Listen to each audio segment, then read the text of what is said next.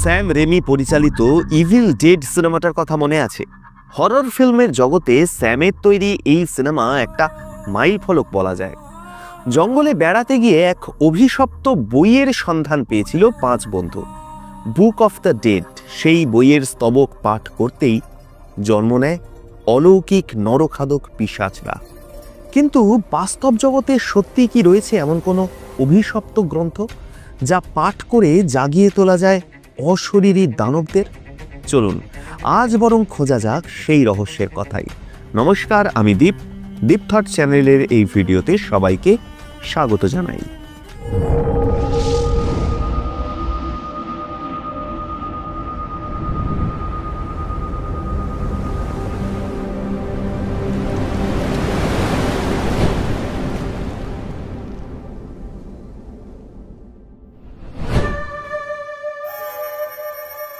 নেক্রোনমিকন, হ্যাঁ, এই সেই আশ্চর্য কালা জাদুর মহাগ্রন্থ। মৃতের শরীরে প্রাণ ফিরিয়ে আনাই হোক কিংবা প্রাচীন দানবদের জাগিয়ে তোলার মন্ত্র ভরা আছে এই বইয়ের 2 মলাটে। কিন্তু কে লিখেছিলেন এই গ্রন্থ? কোথায় গেলেই বা সন্ধান পাওয়া যাবে এই বইয়ের? শুরু থেকেই বলা যাক ঘটনাটা। সেটা 20 শতকের শুরুর দিকের ঘটনা।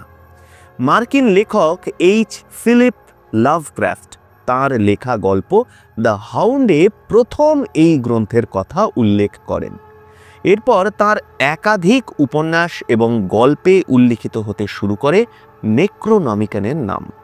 তার অদ্ভুত সব মন্ত্রের কথাও অল্প বিস্তর উল্লেখ করেছিলেন লাভক্রাফট। 1927 সালে এই বইটার সম্পর্কে একটা কল্প ইতিহাসও লেখেন তিনি। 1938 সালে তার মৃত্যুর পর প্রকাশ্যে আসে এই গ্রন্থ, আর তারপরেই রীতিমতো সাড়া পড়ে যায় নেক্রোনমিকন নিয়ে। এই গ্রন্থের উৎস এবং উপস্থিতি সম্পর্কে জীবিত অবস্থায় তাকে একাধিকবার সম্মুখীন হতে হয়েছিল সাংবাদিকদের প্রশ্নের। তবে প্রত্যেকবারই তিনি উত্তর দিয়েছেন স্বপ্নে নাকি তার মাথায় এসেছিল এই গ্রন্থের নাম। স্বপ্নেই তিনি দেখেছেন এই গ্রন্থকে, আর তা নাকি লেখা মানুষের রক্ত দিয়ে। বইটার বাঁধাইও মানুষের চামড়ায়। লাভক্রাফট নেক্রোনমিকনের অনুবাদ করেন an image of the law of the dead. তবে আদতে এই শব্দবন্ধটার অর্থ আ বুক ক্লাসিফাইং দ্য ডেড বা মৃত শ্রেণীবদ্ধকরণের গ্রন্থ।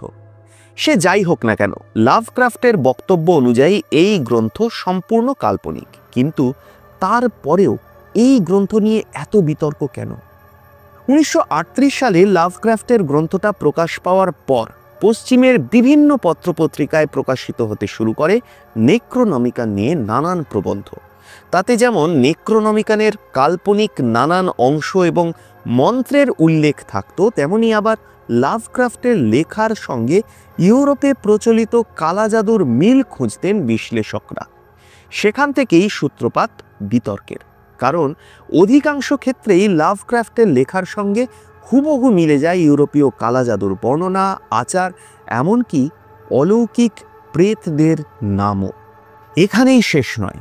একদল মানুষের বিশ্বাস ছিল এই গ্রন্থের আসল সংস্করণটা সংরক্ষিত আছে পোপের ভ্যাটিকান লাইব্রেরিতে।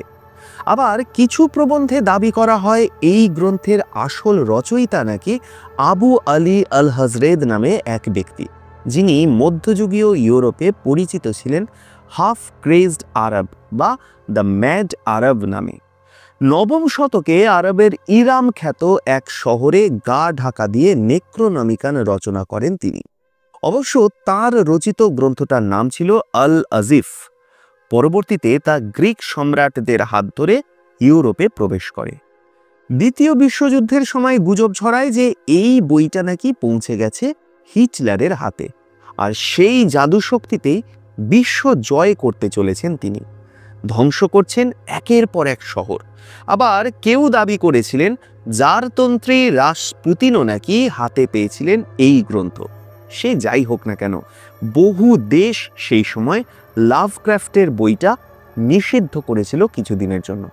পরবর্তীতে বিশেষত 60-এর দশক থেকে এই আশ্চর্য গ্রন্থের একাধিক প্রকাশনা নেক্রোনমিকানের ভিন্ন ভিন্ন সংস্করণ প্রকাশ করতে শুরু করে, সঙ্গে আশ্চর্য সব দানবের ছবি। বহু সিনেমারও প্রেক্ষাপটে জায়গা করে নেয় এই নেক্রোনমিকান। আশ্চর্যের বিষয় হলো, আজও কিছু মানুষের বিশ্বাস কোনো এক গোপন কুঠুরিতে লুকিয়ে রাখা আছে এই অভিশপ্ত বই। আজও তার সন্ধান করে চলেছেন অসংখ্য মানুষ। আসলে অসীম ক্ষমতার অধিকারী কে না হতে চায়? এই মহাবিশ্ব একদম রহস্যময়। সেই রহস্যকে বিজ্ঞান নিজের মতো করে সমাধান করে চলেছে, কিন্তু এরই সমান্তরালে রয়েছে অতি প্রাকৃত বিশ্বাস, যা বলে এই মহাজগতের রহস্য এখনো বিজ্ঞানের আয়ত্তে আসেনি। একমাত্র অতি প্রাকৃতের চর্চাই দিতে পারে সেই মহাজ্ঞান। আর সেই জ্ঞানেরই আকর গ্রন্থ হলো এই নেক্রোনমিকান। এখানে রয়েছে এমন সব আদিম দেবতাদের উল্লেখ, যারা একবার জেগে উঠলে বিশ্ব সংসার রসাতলে যাবে, যাদের কাছে এই সভ্যতা নিছকই বুদবুদের মতো। স্বাভাবিকভাবেই এমন বই সকলেই হাতের মুঠোয় পেতে চাইবে, বিশেষ করে যারা আচমকা ক্ষমতায় বলীয়ান হয়ে ওঠার স্বপ্ন দেখে। সারা পৃথিবীতে এমন মানুষের সংখ্যা তো নেহাত কম নয়। তাদের সকলের মুখে মুখে গোটা দুনিয়া জুড়ে নেক্রোনমিকান ও তার অলৌকিক বিভার কাহিনী ছড়িয়ে গেছে। সময় গড়িয়েছে, লাভক্রাফটের মৃত্যুর পর কেটে গেছে প্রায় 9 দশক, কিন্তু তার কলমের ডগা থেকে সৃষ্টি হওয়া এক মহাগ্রন্থের জলছাপ এভাবেই তৈরি করে রেখেছে আলোড়ন। আসলে যেটা নেই সেটাই বোধহয় সবচেয়ে বেশি মায়া তৈরি করে। সেই মায়াকে কাটানো যায় না। সাধারণ মানুষের চোখে ব্রহ্মাণ্ডের অসীম বিস্তার এবং জগতের লীলা এমনই অপার, তারা তাকে বুঝে উঠতে পারে না। তাদের কাছে এই ধরনের মহাগ্রন্থের ধারণা তাই সহজেই গ্রহণযোগ্য হয়ে ওঠে। এর বাইরেও রয়েছে একদল যারা কল্পনা রসে মনকে আর্দ্র করে রাখে।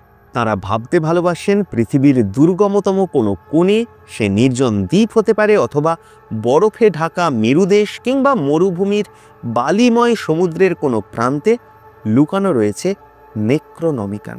আজও এই কল্পনার যে রোমাঞ্চ, তাকে তাড়িয়ে তাড়িয়ে উপভোগ করেন তারা।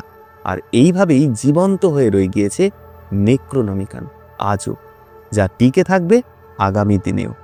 রহস্যের আবেদন যে কখনো ফুরোয় না, তাই না? কেমন লাগলো আজকের এই ভিডিও তা কিন্তু অবশ্যই জানাবেন কমেন্ট করে। আর এইরকমই পুরাণ, ইতিহাস, ভূগোল, বিজ্ঞান, সিনেমা, এন্টারটেইনমেন্ট দুনিয়ার নানা বিষয়ে নানা অজানা কথা, অজানা রহস্য জানতে সাবস্ক্রাইব করুন ডিপ থট।